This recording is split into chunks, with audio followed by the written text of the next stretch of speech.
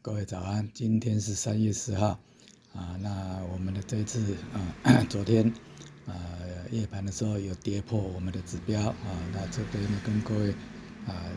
回味一下那我们在这个2月6号的夜盘当中开始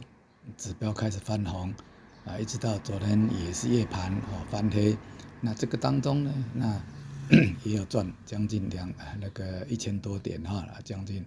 2000点，所以按照我们这个指标呢，这个是可以很稳定的一个获利。那为什么在这个地方呢？因为这个是第一个策略，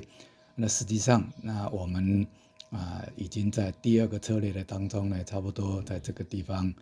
就是已经改成那个空单改成放空那这个以后呢，详细的部分呢，以后会跟各位做报告谢谢。